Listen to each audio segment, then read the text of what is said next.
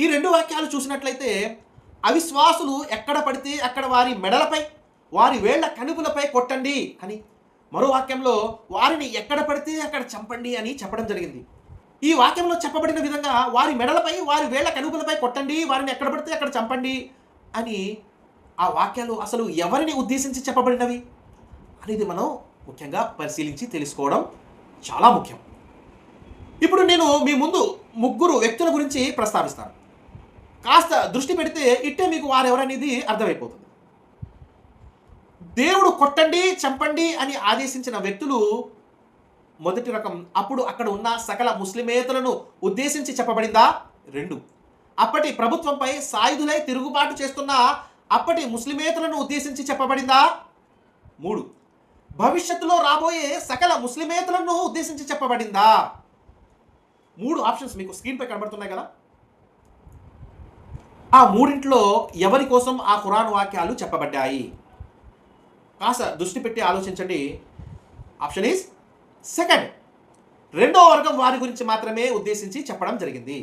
అక్కడ ఉన్న ముస్లిమేతరుల్లో కొంతమంది అప్పటి ప్రభుత్వానికి వ్యతిరేకంగా ఆయుధాలు చేతపట్టి సాయుధ పోరాటం చేసేవారు. వారిని మాత్రమే కొట్టండి చంపండి అనే ఈ 2 ఖురాన్ వాక్యాలు 8:12, 9:5 అవతరించాయి తప్ప అక్కడ సామాన్య ముస్లిమేతరుల గురించి కాదు, రాబోయే ముస్లిమేతరుల గురించి అసలు కానే కాదని 8:12, 9:5 ఖురాన్ వాక్యాలు సవివరంగా తెలియపరుస్తున్నాయి. విషయం ఇంత స్పష్టంగా ఉన్నా మనకి అర్థం కావడం లేదు, అర్థం చేసుకోవడానికి ప్రయత్నించడము లేదు. అయితే ఇక్కడ మనందరికీ ఒక ప్రశ్న తలెత్తడం సహజం.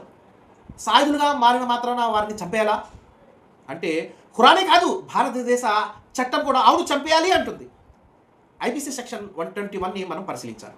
గూగుల్ లేదా చాట్ జీపీటీ చేయండి, మీకే అర్థమవుతుంది. ప్రభుత్వ వ్యతిరేకంగా ఆయుధాలు చేతపట్టి సాయుధులుగా మారిన వారిని మరణ శిక్ష విధించమని ఐపీసీ సెక్షన్ 121 చెబుతుంది. ఒకసారి మీరు కూడా ఒక కామన్ సెన్స్తో ఆలోచించండి. భరతమాతకి వ్యతిరేకంగా ప్రభుత్వంపై ఆయుధాలతో ఎవరినైనా చంపేయడం, కాల్చేయడం చేస్తే మనం వారి పట్ల ఏ విధమైన చర్యను కోరుకుంటాం? వారికి నడిబొట్టిన ఉరి తీయాలి, కాల్చేయాలి అని చర్యను కోరుకుంటామా లేదా? భరతమాతకి వ్యతిరేకంగా అలాంటి దుశ్చర్యకు పాల్పడితే 100% కోరుకుంటాం. ఈ ఐపీసీ సెక్షన్ 125ని ఖురాన్ 1400 సంవత్సరాల ముందరే చెప్పింది. కానీ దురదృష్టవశాత్తు తర్వాత తరంలో వచ్చిన కొంతమంది దుష్ట పండితులు రెండో వర్గం గురించి మాత్రమే చెప్పబడిన ఖురాన్ వాక్యాన్ని 1వ మరియు 3వ వర్గానికి చెప్పినట్టు నమ్మించి ముస్లిం ప్రజానికానికి తప్పుదోవ పట్టించారు. రాను రాను అదే సత్యమని అందరూ నమ్మసాగారు. ఈ విధంగా ఈ ఖురాన్ వాక్యాలు అపార్థానికి గురైపోవడం జరిగింది. ఇంకా ఖురాన్ అనువాద లోపాలు కూడా అపార్థానికి బలాన్ని చేకూర్చి పెట్టాయి.